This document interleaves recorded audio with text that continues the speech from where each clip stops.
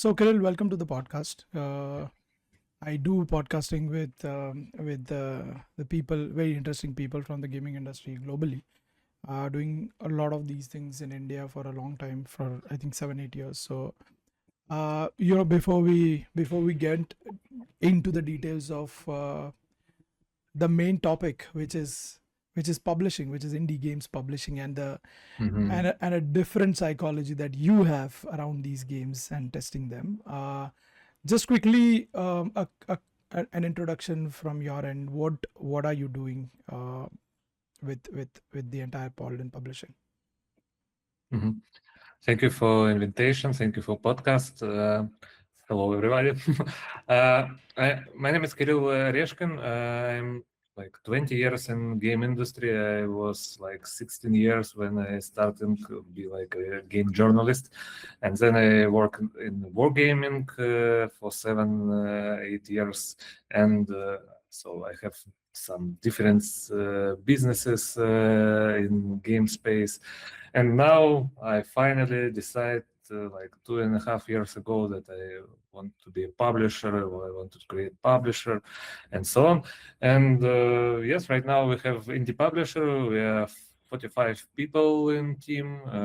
We have 40 games that we sign, 10 games that we released, and this year we will publish released I think 15 to 20 15 to 12 games, and we are mainly working with co-op, friends loop, simulation games, some multiplayer games, and some viral stuff. So we like games that can go viral, and suddenly we can work with viral games. So it's it's our main focus. So friends loop, sims, and our budget for funding games actually it's from 50K to 200 to 300K for development, and we're working worldwide. We're starting from CS region, Russian language region, and now we go global and speaking with Indian developers too, and yeah, pretty interesting to go worldwide. That's a very big number. You said you 2.5 years and more than 40 games you've already published. That's really In cool. publishing. Yeah. Cool. So, Kirill, the more I read your posts and learn about Polden, because I recently started following you on LinkedIn also, right? Thank you. And the more Mhm. I do that, the more it feels like you're trying to turn game publishing from an art into a science, right? Like you talk about Yeah. validation, market research, say playtesting, and data with an intensity that a lot of indie developers don't do, right? Has Mhm. the industry, what do you think about this? Like, has the industry been too romantic about game development for too long? What is the Mhm. philosophy that you guys follow? Mhm. Uh, like 2.5 years ago, or 3 years ago, I came to indie space, to indie game development and Steam game development, because before that I was in free-to-play market and mobile market and worked a lot of them.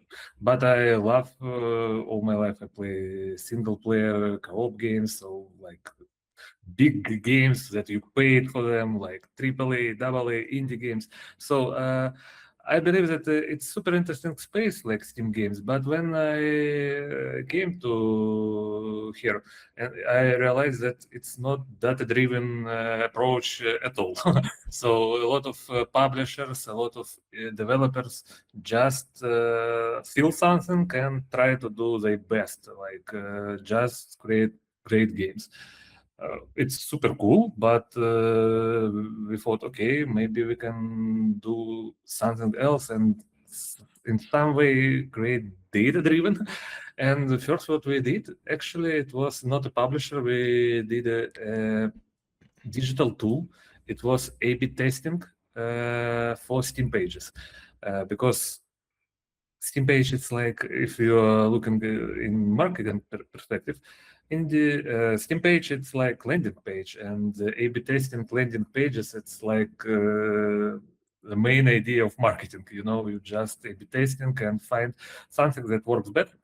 And on Steam, it's impossible to do because you have just one page. So we create some specific system when we in our own website create like your page, and we create a different page.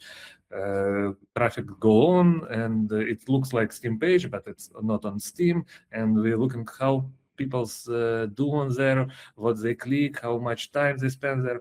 So it was pretty interesting for us, but actually not a lot of people want to buy this service.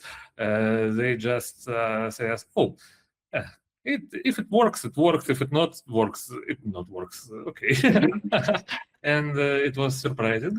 And we have a lot of experimentation with Reddit ads, Facebook ads, Twitter ads, and we try to understand, is it working in this space or not? And the main answer, it's more like no than yes, and totally not like in mobile or free to play. And But but what I uh, feel like, see, you rightly said like there is a lot of data driven approach that you take, and it was quite surprising and very, like, I was very excited to see this different angle altogether, because mm, you also now mentioned that you come from a mobile background, right? Like, mhm, and is it fair to say that this adapts a strategy from that hyper casual, hybrid casual kind of a model, where you used to do a lot of testing on the prototype phase itself to get that understanding whether this game would work or no, right? mhm, Is there any connection with that learning that you had from mobile? mhm, And before that, just for the audience, let's just put this strategy that you follow. What exactly Polden does when it comes to identifying those games with the test? So can you just walk me through that process, like 5-step process that you do, which I'm very sure not a lot of publishers are doing right now, and that's why I was mhm, super interested in understanding what Polden is doing mhm. different. Okay. Uh, I try to understand, explain. The main thing how we provide tests, it tests on TikTok, Shorts, and Reels. So our main strategy is we take the game, prepare the content for that Steam page, trailer, videos, screenshots, everything, texts, positioning, and so on. Then we take it, give it to influencers, pay them, and then see results. How it works. So we have a lot of games that came to us. It because I have blog in Russian in Telegram and English blog in LinkedIn. Now I have big flow of projects. So we are looking for first one. It's our genres. So if it's co-op, it's friends love, Sims games, it's interesting. Next one, idea. What's new and interesting in this genre your game gives? What's new, what's interesting, what's unusual look at this genre. So it's idea. Third, setting. Is it popular setting or not popular setting? Because if it's popular, you have like dope additional energy of Like the trending setup you're saying. yeah, yeah, yeah. And third, pretty important how game it looks like, how it's appeal, what's visual style, what's production quality, because it's pretty important. Even in co-op and slope genres, if you see an best game there, they all looks good. Like RV, it's pretty simple, pretty beautiful. It's strange but beautiful. Repa, it's beautiful. Peak, Yap Yap is nice game. So all big games there, it's pretty good looking. So for us, it's pretty important how games looks, what setting, what genre, and what's the idea. If we see potential in every aspect, So we say, okay, it's interesting for us. We speak with developer, ask him, is it to you okay with us to go from the test to signing? If developer says, yeah, no problem, let's go. We prepare documentation, sign contract, and go and prepare everything, content, that stuff, influencers. We push it, and we see like 2 weeks to understand how many wish lists we will have, and our average KPI it's from 30K to 50K, sometimes 100K if budget is high. So But like this, what are the benchmarks that you usually follow? Like for 30 you, to 30 to 50K of wish lists. okay, okay, and it's ran for like 2 weeks. Yeah. And wishlist is the only benchmark, only metric that you look at. On that time, yes, because we can we can watch, for example, we can look at views on social media. It gives us some information, but overall, finally, you need to have a lot of wish list. Got it. So we did this test from January, and we understand that it can work pretty good. For example, totally secure airport, just from announcement. Now we do only announcement, nothing more. We do it like we did it like test, and now it's 450K wish list. Wow. We did it for cartel pilots wanted. For one day, we started test. I go to sleep. I wake up. It will have 20K wish list, and in that evening these days 1 hour, 24 hours before, after we start, we was have 110K wish list just for one day. It was crazy. Yeah. And now it's like 400 plus wish list. So we did it 10 plus times. Most of our tests was successful, and we get like all games that was successful right now have like from 50 to 150 wish lists, except Total Security Report and Cartel Pilots Wanted. Some was fail, and now we think that we need to fail more because we need take better and better games and try more and more. And which are these platforms where you're running these ads and reaching out to influencers? It's TikTok, you're saying? Yes, we use mainly we work with vertical videos. It's not obvious what's strange for indie developers and some publishers that now around I don't know 70% or maybe 80% of all your audience now in vertical videos. And if you want to get people, you need to be there, and everybody watch news from TikTok now. Before that, like 10 years ago, 15, 20 years ago, people buy magazines and read articles. Then they read articles on websites. Now they get all information about games from TikTok, Yeah. Shorts, and Reels. So we are super focusing on that platform, and it was surprise for us because when we started, we don't think that it's like this. The initial But was like then Meta. Initially, you only focused on Meta. initially, we was focusing on long-form influencers. Okay. We thought like they give a lot of traffic. They have it, and in some genres they have really big traffic. And for example, if you work with strategy games, you need to be in long-form influencers more. But for simple games, for casual games like Friends Lob or simulators games or something like that, TikTok it's better 100 times.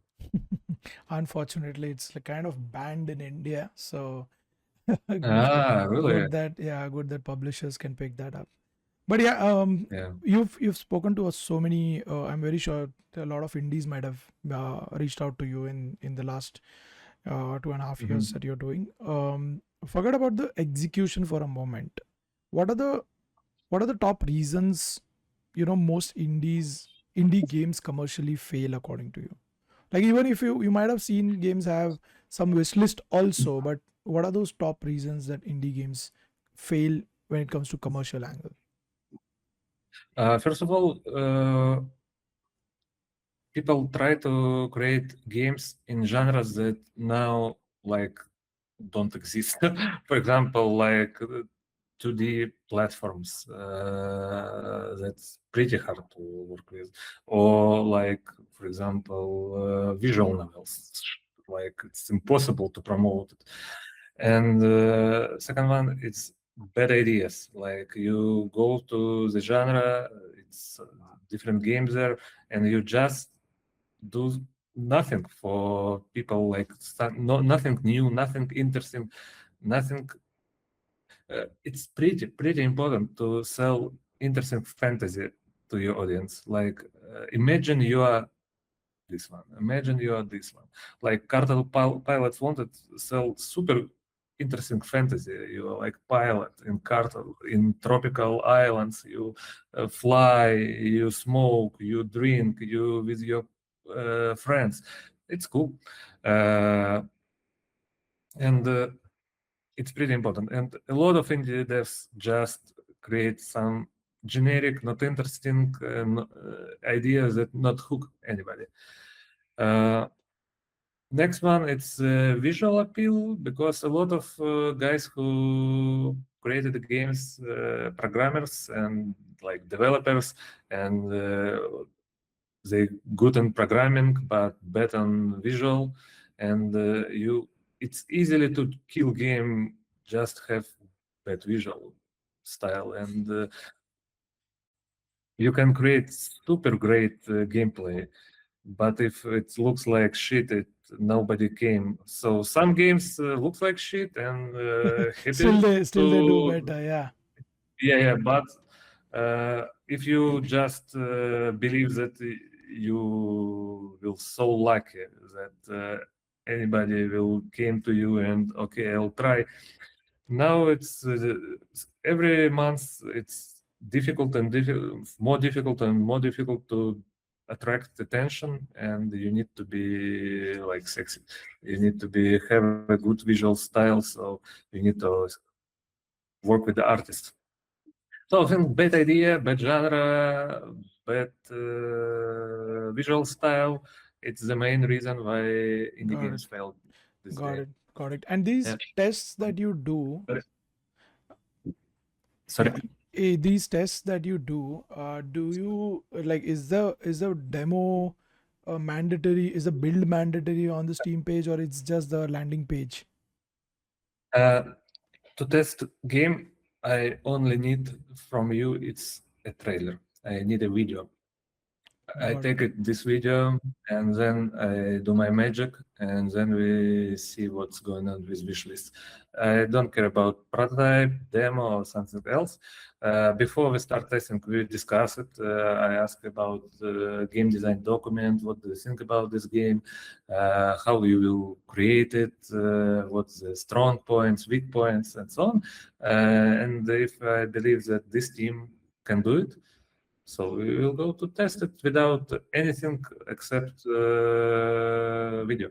Got it. Got it. And that's I think that's like a very quick, fast iteration strategy where you don't have to wait for these builds because there are so many so many games coming out. It's this I think this strategy helps you move faster with a lot many games, right? But because you don't have a build initially, at what stage can you realistically tell whether a game has that commercial potential? Even before that, like, forget about the test. Even before the test, you might be going through a checklist, right?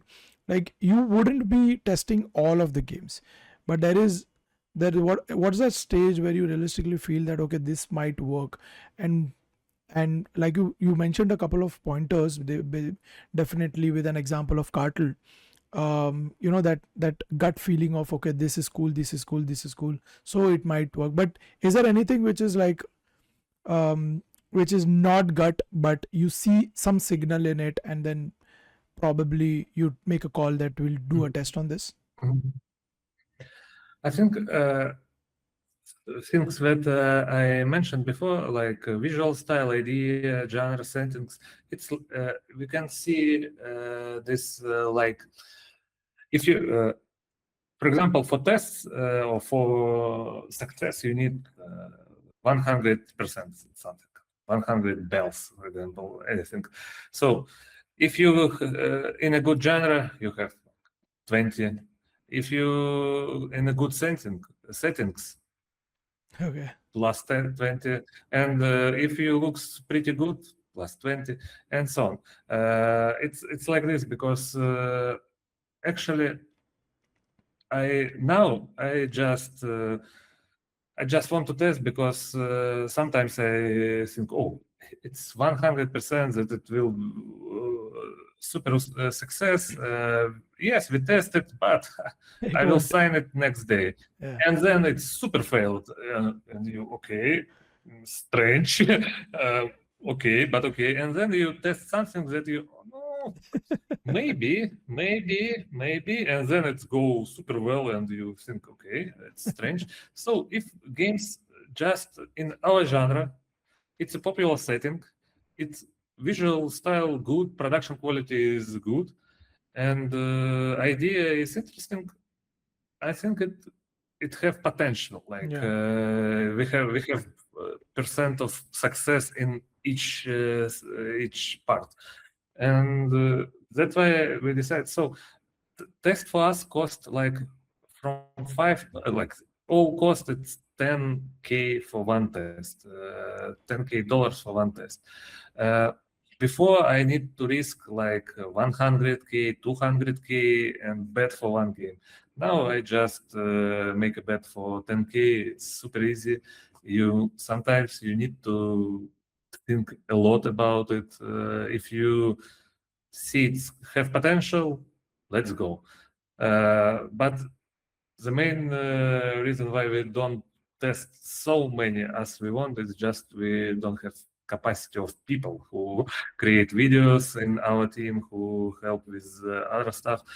That's why we are a big team and growing, because that's why we are 40 plus people in team, because we need to test a lot and sign and publishing and so on. That's crazy. That's crazy amount of work also. And then, yeah.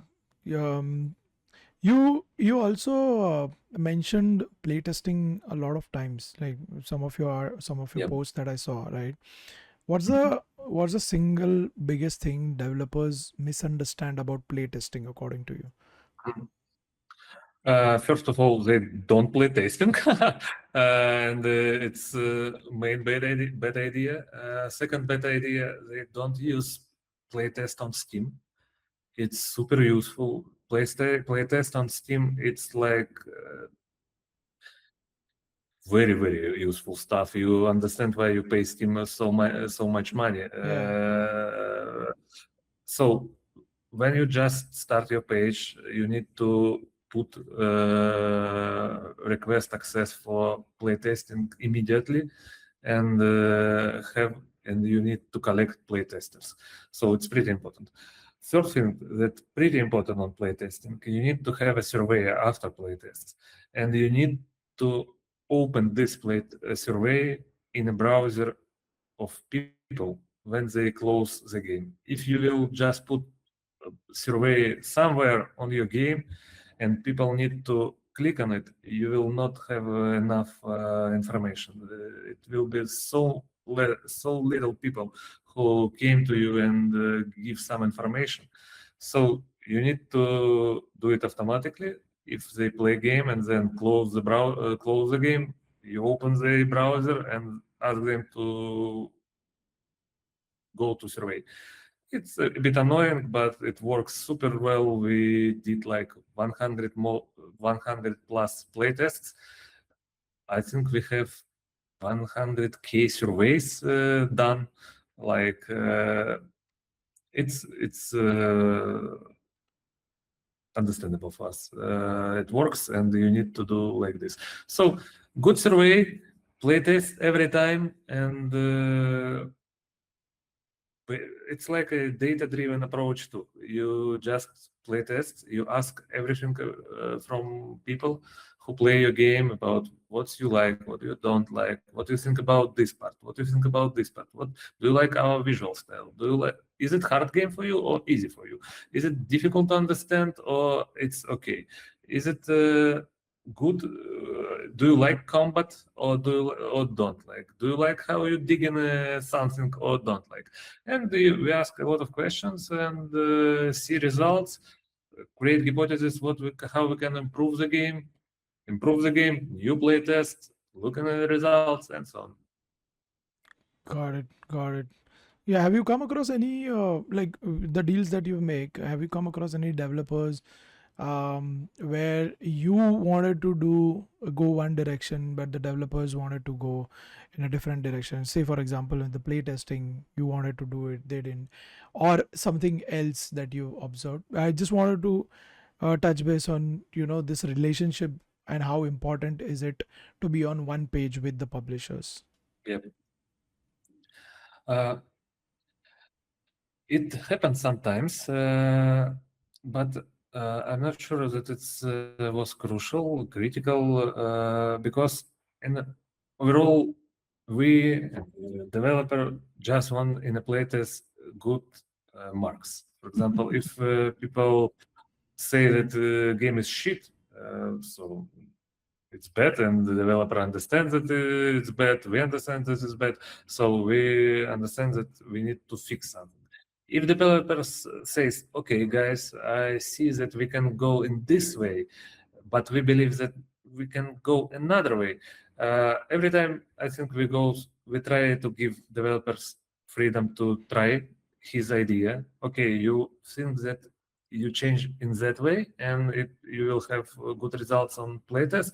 Let's try. So and if it's not working, okay, let's try our approach. And but it's pretty difficult to stop developer do what they want actually in indie development. But actually 95% of guys, it's super business oriented and player oriented, and they just want to create fun game that players will love, and they don't want to express themselves and that, like, okay, it's my game of my dream. No, they just want to create fun game. People will love it, and if will be like that, developers will super happy.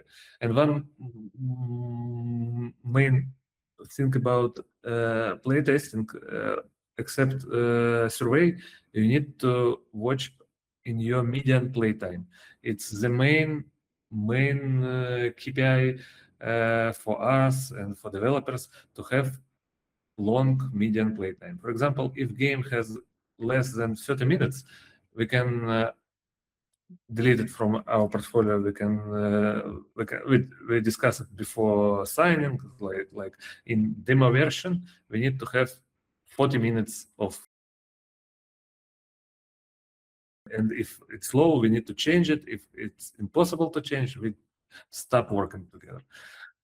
Why? Because if game has low median playtime, it means that it's not attract people. It's low Engaging retention. enough, yeah. Like you like try and and when you do like this, and if game have a low median, Steam will work with this game worse, because Steam like then your game have a lot of hours of playing. Steam thinks that people happy when they buy game and play a lot. If people buy a game and don't play it or play less, Steam uh, do with your game worse. Got it. Got it. You said that it takes around $10,000 for you to test, right? And you also mentioned about the metrics. You spoke that the average number would be between 50,000 wish list to say 150,000 wish list, right? Which gives you a confidence. So, uh, correct me if I'm wrong. Does that mean that after spending $10,000, you've reached to 100,000 wish list um, with that budget itself, or you? Really? Oh, that's No, no. crazy. Yeah, yeah. That's why I said we like work with viral games because if it goes viral, it's crazy. You just put it on TikTok, Reels, and Shorts, and if it's viral, boom, Yeah. a lot of wish lists, a lot of views. So yeah, you can spend a little, but have a lot. and then and then if you see some good results, do you double down on that, on pushing more and more and more? Because uh, I'm sure you don't, you might, if you're getting good results, maybe might as well just push more and get more wish list numbers, right? Like, how does that work for you?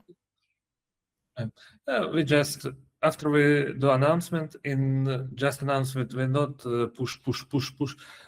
If we see that everything is go fine, so we're waiting next marketing bit, for example, Got it. playtest, open playtest, demo, or something like that. So it will be one more push, new stuff. So it's Got it. and we yeah. Got it. Got it. Cool. That is super interesting. It's very, very, and I think like I can definitely connect this to that hyper casual period with all of this was happening, and super Mhm. interesting. Like a new, very new perspective that I got actually. What do? Uh, Yeah. and I can say that Playway goes in similar direction, and he was going there. Playway did something like this like 10 years from now. So they close to this type of approach, but we try to be like a modern Playway style publisher. So we're more data driven, more on a sexy genres, more genres, new ways work with TikTok. They work with like Reddit. They do Steam page, did Steam page, did some Reddit, try to figure out what's going on. Our model a bit sharper, I think. But comparatively, I think you are way more aggressive than that, because the number of games that you're talking about, you're targeting more of quantity also along with the quality, right? Like that's, I think that's one of the Yep. biggest differentiator that I also see. Yeah. What are your thoughts on Steam 2026? What's happening on Sorry. Steam? How do you Uh, see Steam in 2026? Because every year we see more and more games coming in. How is Steam mhm. performing in 2026 for games? Uh, I think now everything is great. Yeah, a lot of games coming, but mainly it's super bad games without any chance to be successful. Uh, I see. So for India, I think it's now pretty good times, uh, like golden times for indies. Actually, especially for indies from not tier one regions with super high salaries and taxes. I'm from Russia originally. I live in Russia, live in Belarus, now I live in Serbia, and I worked a lot with guys from CS region, Uzbekistan, Kazakhstan, a lot of guys. And now you can create in this territory games that cost like 50 to 50K to 150K, and it has potential to sell for 1 2 millions in 1 year. But if this game, the same game, you will develop in, for example, in Europe, it will cost you x3, x4, and when it costs like 7K, 700K, and you can sell it for 1 million, million and a half, you think, okay, it's not an interesting part. But for guys from not so expensive regions, now it's pretty good time. And that I see a lot of co-op games will come, and it's it will be super trend, and this trend will grow this year and next year, and maybe 1 year. And then I don't understand what's going on next after 2 or 3 years with this trend of co-op friend swap games. But now, if you can do in good quality, in good visual style, this kind of game, you can be millionaire. So it's a pretty good direction. I see that incremental genres grow, and it's pretty good way for solo indie dev without publisher to do something. I think simulators games is evergreen, and now I waiting for like simulators 2.0, like a new way of new interesting simulators games, like Red Rewind, I think was something like that. It's pretty good simulators and sell a lot. Uh, I think Inconveni can be something like this, but it's not a simulator. It's more like a narrative game, but if it will be like a simulator game, the main the main thing for simulators, you need a lot of long hours to play, because it's like games that people play on and listen podcasts of their brain, just do something to progress and make fun. So I think these genres will feel great this year and next year. I think survivals, small survivals, different survivals type of games, it's evergreen. Might be evergreen because now survival games, it's like big games. Maybe we can do some small survival stuff. So actually, I think Steam right now it's pretty good. Developers can create game faster. You have assets, you have AI, you have a lot of stuff. You can test the games. You can make fast prototype, fast trailer, try it on social media, see results, and if it works, go with that. So I think now it's a brilliant time, and it's not because I'm publisher. If we, because I love this whole industry. I love games, and it's my like it's my destiny to work with games because I'm from 5 years playing, and it was like all my life. And if we was an S right now, I just will be say like, guys, we're in an S, so we need to wait something, and maybe we can. Yes. No, but you But rightly, yeah, sorry, go ahead. now, yeah, it's a brilliant time. I believe in that. I love this time for indie games. Yeah, no, you rightly said the kind of wave that has started in India when it comes to these PC games, it's huge. Like Mhm. this year, last year, and this year, we have some very good games coming from tier 2, tier 3 of parts of India, and it's right, it's actually very cheap too. It's I Mhm. feel the country is right now um, following or getting inspired by that Turkish wave that came, Mhm. Yes, yes, a couple yes, of yes. years Turkish back. game. Yeah, and there's solid potential. Have you been approached by any Indian indie developers yet? Yes, actually, we discussed potential signing with We Are So Cooked. I think Okay. you know them. Now everybody knows them. Pretty good guys. We had really Pretty good young guys also. conversations. Yeah. Yeah, yeah, young guys, but smart guys with good business approach too. So I really like how they think, like guys. So yeah, and my co-founder, he's right now on some Indian accelerator, and he works with Indian guys, help them explain Yeah, yeah, stuff yeah. that I Yeah. explained I think here. there's So yeah. level zero incubator accelerator. This Crafton Mhm. incubator. I think one of those Mhm. you might be a part Yeah, of yeah. for sure.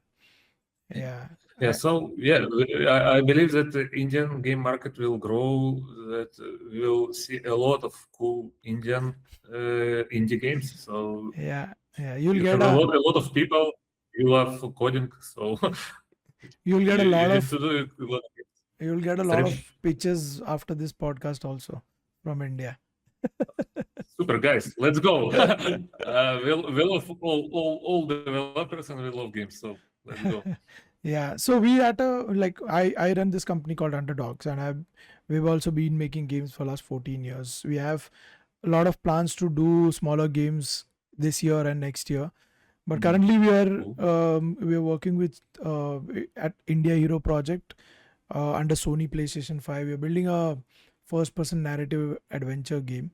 It's called Mhm. Mukti, which is Hindi for liberation, Indian language for Oh, okay. liberation, and it revolves around human trafficking. It's kind of a games for change kind of a game, very 3, 4, 4, 5 hours kind of a game. But one of the unique elements that we are doing specifically in the game is that it has live action into it. So it has significant amount Mhm. of live action shot with Mhm. real people, real actors, because it's a very Okay. emotional Uh, subject also. So nothing super unique in terms of mechanics for sure, but it's a very Edith Finchish, Firewatchish kind of a game with okay, a good okay, I got. narrative and an Indian backdrop to it. So that's something that we are doing. But yeah, I mean, Cool. this wave has gotten bigger and bigger every quarter that we've been seeing. Like I've been in the industry for a long time, and India is at a Mhm. point where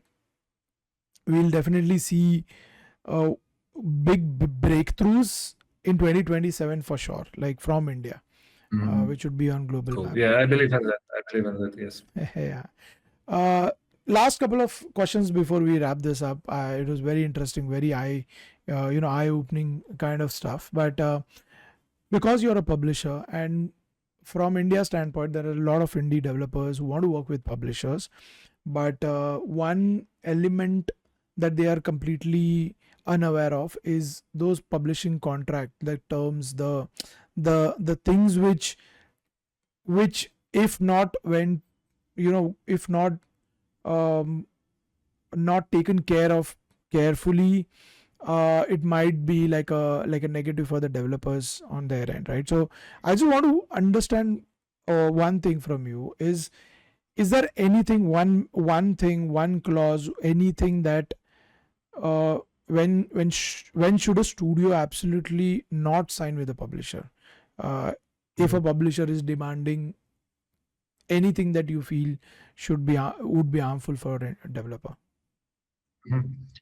I think every developer in indie segment in contract must see 50-50 after recoup. So if it's not 50-50, you need to think more and looking for other publisher and compare. Maybe it's specific situation, but basically it's might be 50-50. And before recoup, it might be 80-20. So it's not 100 to 0, and it's okay.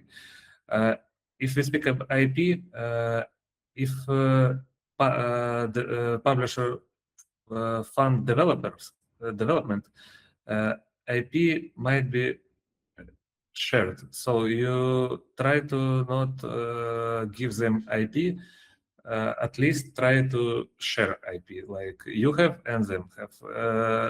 It's difficult to don't give IP at all if they fund development, but for sharing it's okay. And I think it's the main part. It's about IP and money split. So try to 50-50. It's and if you're looking for publisher and you don't need funding, you only need money for marketing and marketing expertise. So actually, it's 70-30 for developers. So publisher take 30 if they don't fund development. So it's basically a good contract. Got it. Super. One last thing. We've seen cases of Expedition 33 and Crimson Desert having AI elements in the game, right? Do you have any agenda where you are strictly against that when it comes to the games also? Is there anything that you also make sure that this is something that we don't want to do? Mhm. What's the thought process Mhm. there? Yeah, it's a hot topic, 100%. Personally, I believe that it's super strange that people against AI, it's like people against computers, and it's strange for me. I understand that all stuff about the still artworks from artists and so on, but guys, now okay, it's happened, and it's you can't turn it off. It will more and more. And if right now the main problem is that some group of people super hate AI and can go to comments in reviews and hate AI there. Yeah, Is it big group? I'm not sure. Sometimes I see like people speak about AI, but game sales it's okay and everything is fine. So for me personally, I just don't care about it. If your art AI looks like art AI, it might have some problems right now in industry with audience. Maybe they will review bombing you. I'm not sure, but maybe. But now you can on Steam like write that we use AI and it people like less whining about that. Uh, we still see games with AI and it's okay, but we know that some problems have them, and if it's super AI feel, if it has super AI feel, I think I don't want to go there because I just don't want to have so many wines about it. And but if you use somewhere somehow and it looks good, for me it's okay. And in 1, 2, 3 years, nobody can say it's AI or not, and yeah, it yeah. I will, was I was and coming this to that discussion only. will close. I was coming to that Mhm. only because I think 2 years down the line, you'll have to be a part of that, right? Like you will have Mhm. things that are connected to that, right? So yeah, Yeah. cool. One last advice before we wrap this up. Advice for indie developers, wanting that breakthrough game, wanting a Mhm. commercial success. I think you need to go to audience and show they what you are doing as early as possible to get your feedback. I personally did startup for 3 years and it failed massively. I just broke everything. Just because I was super focusing on my product, I created, I do better and better, better and better, better and better. And then when I show it to public, I understand that it doesn't work. And 3 years, I I was like pretty sad. So if you can to go to people fast and show something and have a early traction, just to understand that people like it. This idea has potential, because I believe that all of you guys can create millions ideas, millions games, different. And I believe you want to have a game that will have community.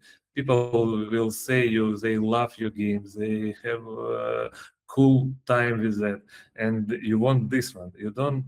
I believe you don't want just create a game. You want to create a game and have a community for this game, have players who will play. So as soon as as possible, go to the players, try to show them what you're doing, and if nobody wants it, think twice.